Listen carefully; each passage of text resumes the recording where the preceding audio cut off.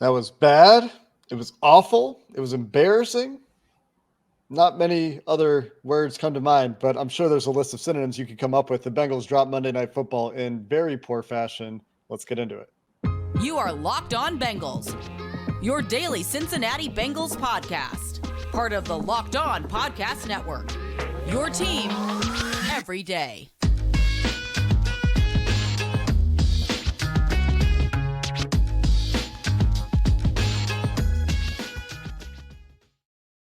Hello, Bengals fans. The Bengals are 4-4 after a pretty poor performance on Monday Night Football. I'm Jake Liscow. He's James Rapien. We're the Locked On Bengals podcast here on the Locked On Podcast Network, covering your team every day, free and available everywhere you get your podcasts and on YouTube. We appreciate all of you who subscribe, follow, thumbs up, make us your first listen. And today's episode is brought to you by PrizePicks. Daily fantasy made easy. You can get a 100% instant deposit match up to $100 with promo code LOCKEDON at PrizePicks.com. Right now, that's PrizePicks.com, promo code LOCKEDON. Pretty bad for the Bengals. James, they start with a drive that looks like it's pretty solid. I like the game plan on the first drive, and then there's a tip drill interception. They get a get. The Browns miss a field goal on the second drive, and then they get into a 3rd and 10. Joe Burrow gets sacked, and then they get into a 3rd and 8. Joe Burrow has to check down the Bengals punt, and then they get into a 3rd and 2, and Martin Emerson plays through T. Higgins. So then Joe Burrow fumbles. The start wasn't there. We talked about game script. We talked about the importance of getting off to a fast start in this one. And the Bengals kind of did the opposite of that, even though the Browns turned it over with an interception early, with that missed field goal early. The Bengals didn't capitalize on those opportunities. And then the game just totally got away from them. And the offense just never really showed up. I'm going to just keep letting you talk, and I'm going to pull a Bengals offense, and I'm just going to disappear for 3 quarters. So I'm going to show up 3 quarters of the way through the show. Go ahead, right. Jay. Keep going. Yeah, I'll see you later. So I mean, I was joking because I actually do show up. You know who didn't show up? The Bengals offense. You know, I've heard, without Jamar. Oh. Look, man, all I know is Martin Emerson should never be able to deflect a pass that's from T. And I don't care. I don't care if he's got the leverage or anything. T, come to the ball, make the play, right? It was a disappearing act until in the 41-yard touchdown, it's too late. Doesn't matter. The touchdown to Tyler Boyd, like the 4th quarter, it's done. It's over.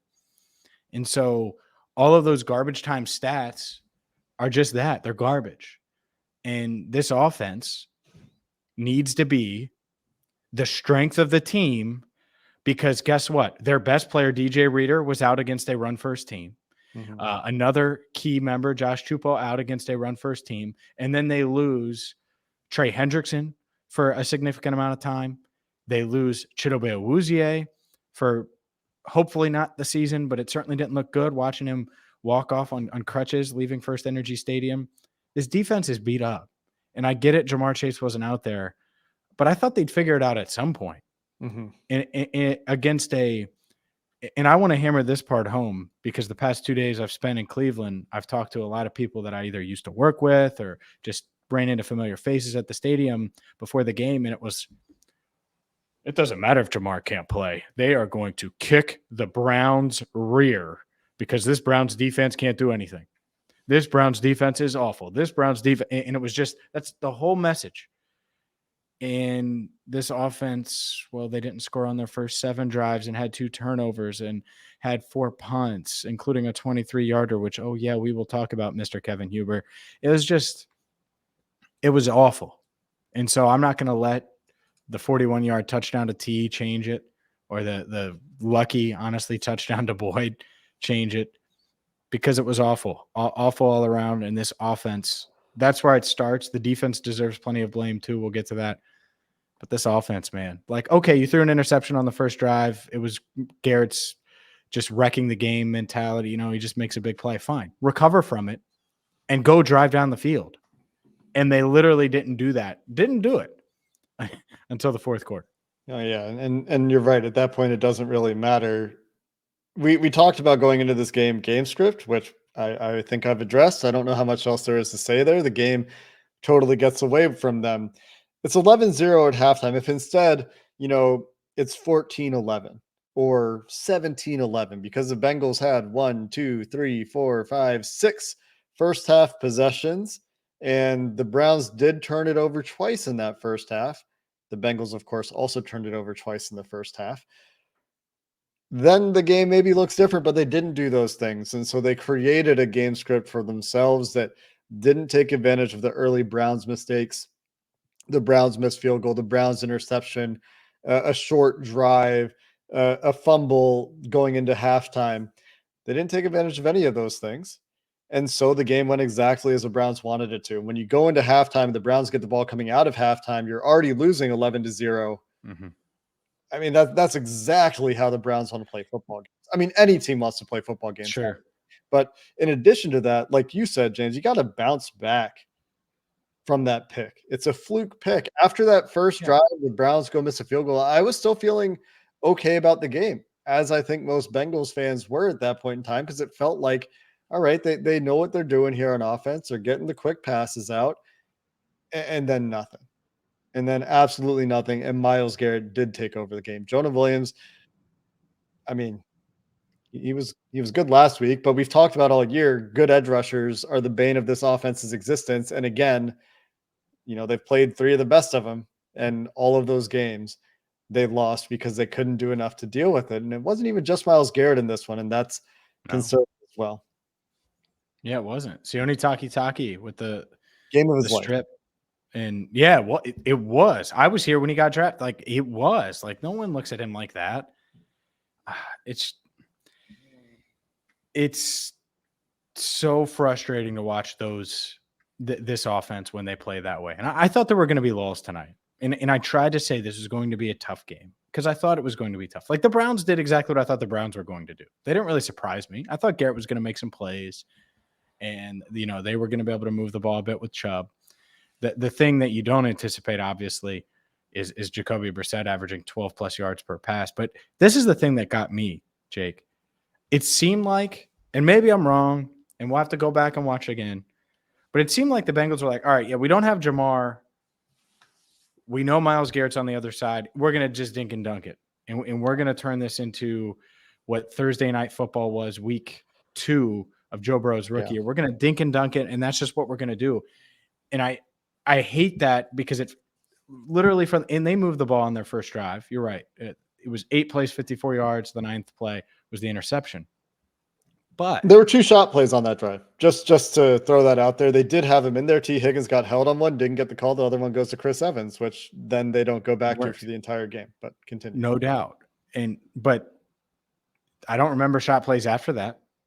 Like the ball certainly didn't go downfield after that. I don't know if they were called, but it didn't go downfield. Sure, correct. And so that's the part. I mean, Burrow averaged 6.6 yards an attempt, and that was with the 41-yarder to T. Higgins. It's just that's the part of it where you just have to find ways to get big plays, because that's what this offense is. They rely on big plays. It's time to embrace it more so than not. I mean, Mixon, 8 carries, 3.4 a carry, and no one had more than 4 receptions. Hayden Hurst with 4. I guess Mixon. Sorry, excuse me. Mixon did with 7 because it was for how many yards? Like 20? 32. 32. Okay.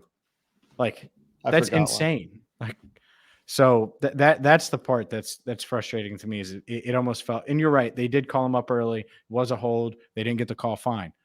Let's try again now. Let's try something here, and it didn't work. Yeah, it'll be interesting to see. Yeah, it'll be interesting to see on tape. I think the offensive line is a big problem in this one. I think the defensive line is a big problem in this one. Chidobe Awuzie's injury is just depressing, I guess, for me. I mean, it's just brutal.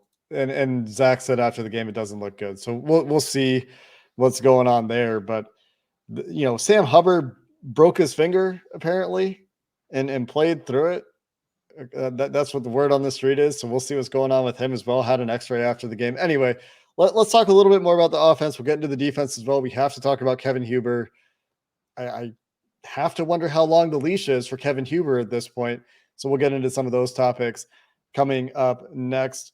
First, this episode brought to you by PrizePicks, and we've told you about it plenty of times. It is the fastest and easiest way to do daily fantasy. You just pick 2 to 5 players, and if they're going to score more or less than their PrizePicks projection. You're not competing against other players. You're not competing against spreadsheet warriors. You're not competing against people that put in thousands of entries. It's just you against the projections, and you can win up to 10 times your money. 10 times your money. And if you are sick of the NFL, you want to take a break, the NBA is back. Get into the NBA. They've got the NBA as an option as well as college basketball, MMA, my favorite Euro basketball, cricket. Big cricket game last week, or match, I remember. You can do it in 60 seconds or less, really easy, safe and fast withdrawals, and operational in 30 states and in Canada. So go download the PrizePicks apps or go to prizepicks.com to sign up and play daily fantasy sports. First-time users will get a 100% deposit match worth up to $100 with promo code Locked On. Again, if you deposit $100, they'll give you $100. If you put in $50, PrizePicks will give you $50. Don't forget, enter promo code Locked On at sign up for an instant deposit match of up to $100.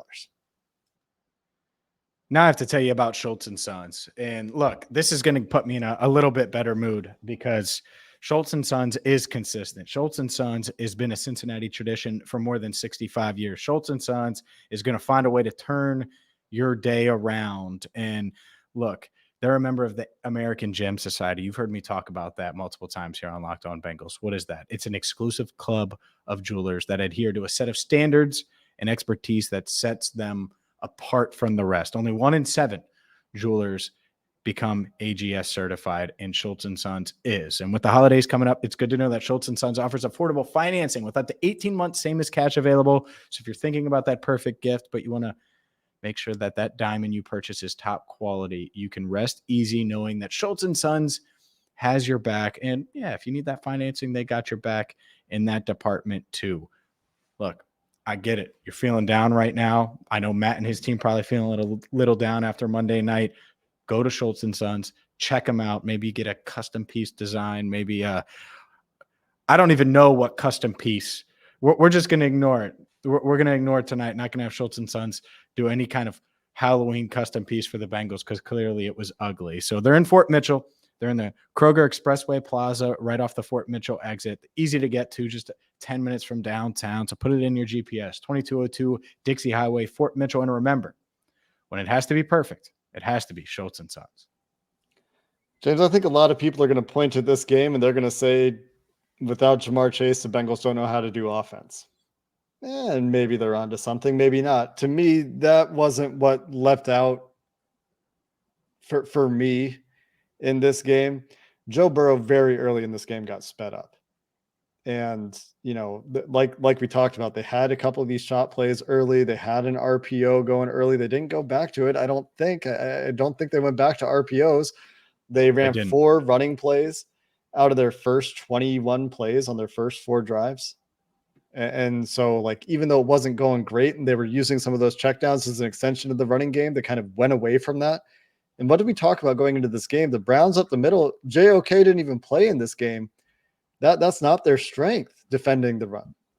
The Bengals have been figuring out how to run out of the gun. They go with 10 carries, and it just, I'm not saying that would make a huge difference, but when Joe Burrow's getting sped up and this defense is starting to pin their ears back and come after the passer, and they were protecting okay early. Mm-hmm. It was very frustrating. I mean, there was even, coverage sacks. Burrow has time in the pocket and he's checking it down for a loss. And yeah, some of the coverage sack issues I talked about. And then as the game goes on, he gets sped up. The checkdowns are coming quicker. The checkdowns are going to the flats. Whereas the last couple of weeks we saw, some more of those sits over the ball in the middle of the field being used by this offense, Hayden Hurst and Tyler Boyd. And there wasn't very much of that in this game. And they just couldn't get it going. And it's very, very frustrating against a defense that's very bad. And so, I tweeted in the game as well that yes, this game is awful. I'm not overreacting necessarily, or I think there's a lot of overreaction happening. I'm not totally writing the season off, but that doesn't mean this was good or acceptable in any way. It was a very bad game for them. I just, these games in Cleveland, you're right. You were right about this leading into the game, James. the Bengals and Cleveland and this coaching staff in particular, Stefanski and Taylor, it just goes sideways for this team. It's like so similar in so many ways to games they've played against this team in the past. And they can't keep repeating these mistakes against the Browns, and dropping to 0-3 in the division is terrible. And now you're probably playing for a wild card unless something else goes sideways. But they were 5-4 going into the bye last year. That's why I'm not totally writing the season off and, saying everything is awful. They need to recover, but there's a long way to go, I guess, is the only thing I'm saying in terms of don't overreact. Sure. As far as Bengals Browns go, I'll just give you a couple stats. The Browns have won 5 straight. The last time the Bengals beat the Browns was at the end of the 2019 season when Freddie Kitchens was about to get fired. And that nightmare of a year for the Browns ended, and they just kind of punted on the year, or, in that final game. That was Odell Beckham Jr.'s first year in Cleveland. So there's that. There's also the fact, and this is weird, Jake Trotter pointed this out. Joe Burrow, his last 3 games against the Browns, and again, the interception wasn't his fault. It was just a great play. Last 3 games against the Browns, though, opening drive, he's thrown a pick. Yep. Just wild. And we remember the Denzel Ward pick 6, which was just backbreaking last year. It's just weird. It's unique. And now Burrow's 0-4 against the Browns. And now this is going to be a thing. Like, I kind of dismissed it this week. I thought it was kind of silly. Oh, Burrow's never beat the Browns. Well, he played bad against them once. Well, now, and the numbers don't look bad, but now 0-4, you better believe this is going to be a storyline going into the matchup later this season. And you're right. The division, you fall to 0-3. You don't keep pace with the Ravens. They have a pretty easy slate coming up. It's tough. It's tough. And now, look, you lose Trey Flowers to a hamstring. Eli Apple already didn't play. Dax Hill saw cornerback snaps. They're going to have to potentially look at cornerback. And the other spot they need to look at, and I know I'm mixing all this in, but it's trade deadline stuff. Wide receiver. And I know I've defended Mike Thomas at times. I know I have. And I still think he deserves to be on the roster and all that stuff, the drop aside. But wide receiver 4 has been a concern that we've had for a long time. And it felt like tonight it really showed its head. That doesn't mean that, it's all just Jamar Chase is out. Well, how about you just have a guy that can come in and make some plays, right? And they just it did not appear like they had anyone like that. Trenton Irwin got in some. In the other thing, just looking at the box score here, Jake, if you would have told me going into this game, T. Higgins only gets 6 targets, Boyd only gets 5 targets, I'd have said, well, then who the hell's getting the targets, right? And Joe Mixon got a lot of them. But those 2 guys, 10 to running backs, right? No, 11 to running backs. Yeah. Those 2 guys, they need 11 apiece. Like, if you're throwing the ball 35 times, I would have just assumed that they were going to be in the double digits targets wise, and they weren't. And I don't know if it's something the Browns did. I don't know if the Bengals just didn't have time. Like you said, if Burrow was just sped up and just the clock was sped up. Whatever it is, though, that cannot be the case moving forward without Jamar, because those 2 guys, they need touches and they need the ball. It was very frustrating to watch how often the ball was checked down. And I don't know why it happened watching from TV. It's impossible to say. I don't know what exactly was going on downfield on some of these. Some of it certainly is the pressure. Some of it is him being sped up. Some of it is coverage downfield. Some of it is, T. Higgins and Tyler Boyd are both great players. Are they getting open? I don't know. Trenton Irwin, Mike Thomas dropping passes. I mean, that was a brutal drop too.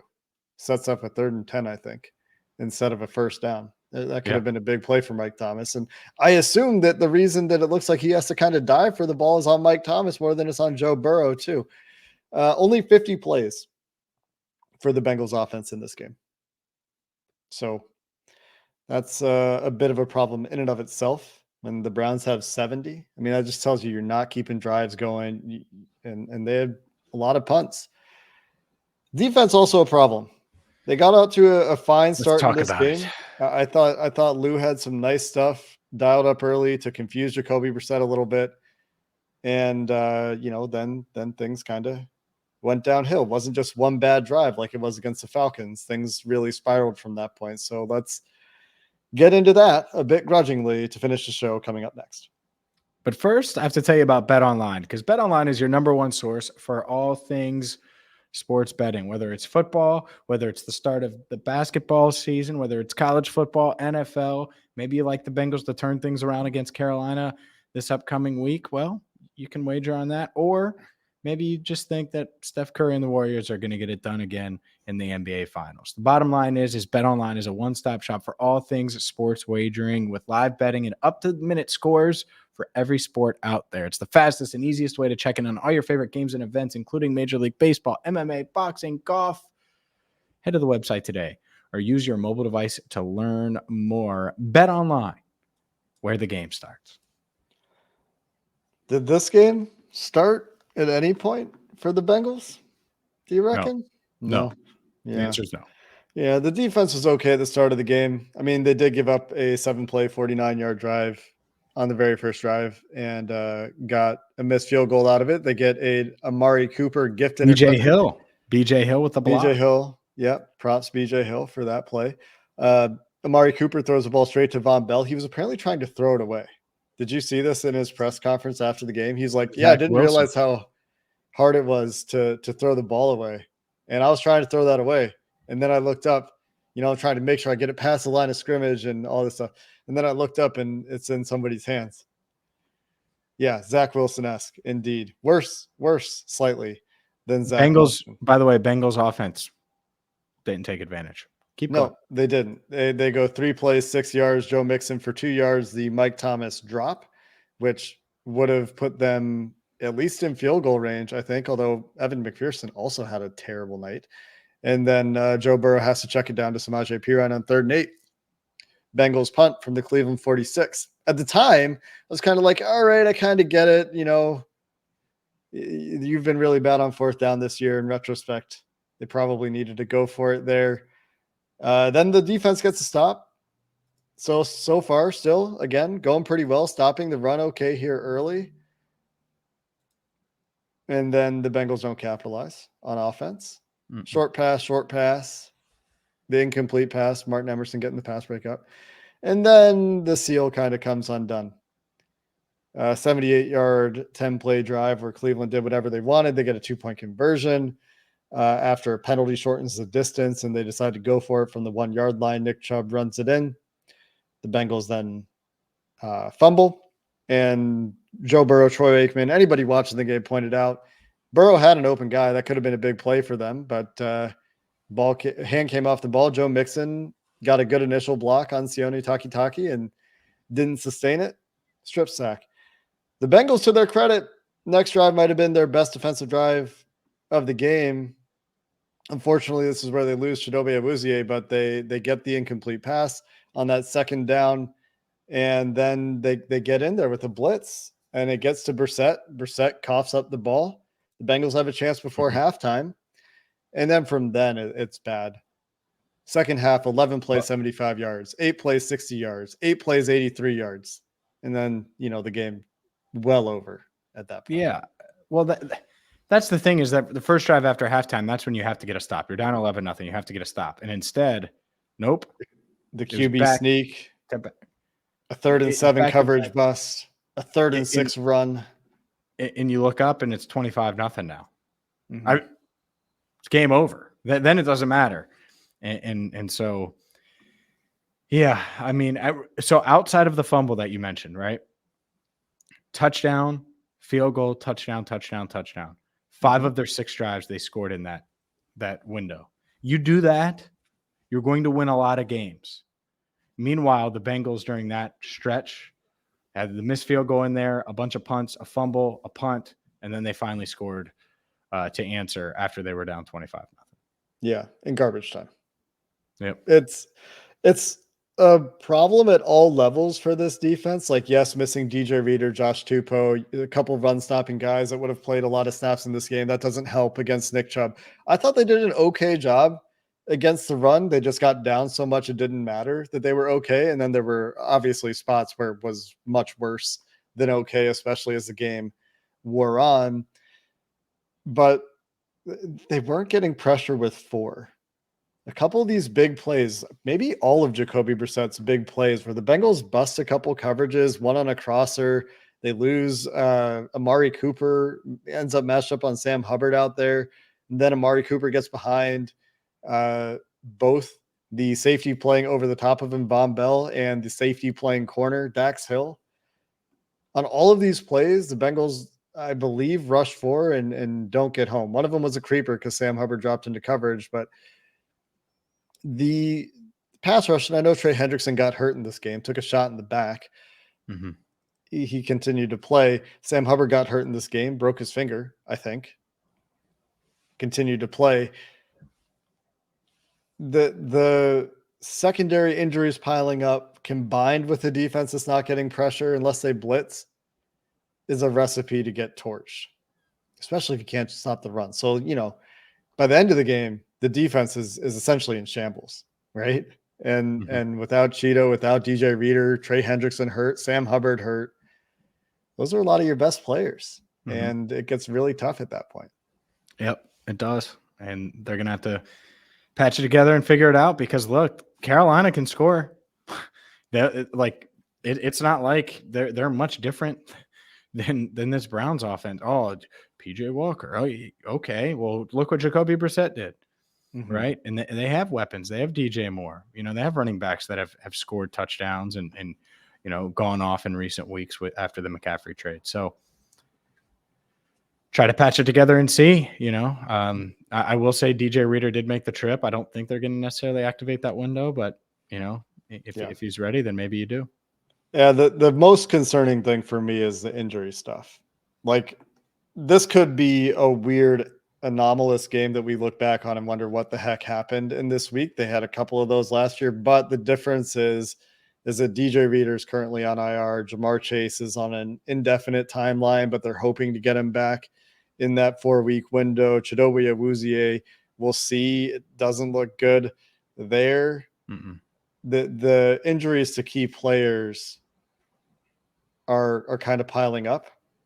They lost those 1-score games earlier in the year.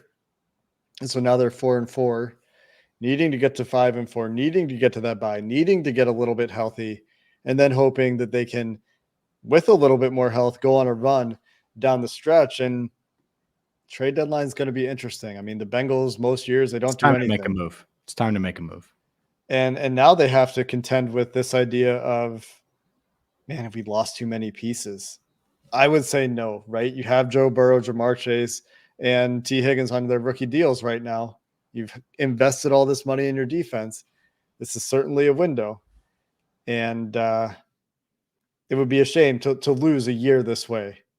And hopefully that's not what this means. A lot of season left. Going to reiterate that. But losing Chidobe Awuzie, losing this game this way, they have a lot to overcome in the next few weeks. But Carolina, a team they should beat. I was misguided in my optimism for this game, James. Things go sideways in Cleveland, and that seems to be a reliable trend. We'll be back tomorrow as the Bengals prepare on their short week. So do we. Things march on in the NFL, and time waits for no one, even if they are your most important players. And that's the lesson the Bengals have to learn and overcome this year. The Bengals take on the 2-6 Panthers next week, and we have you covered leading into that game right here on Locked On Bengals, and we appreciate you listening. Happy Halloween, and have a good one.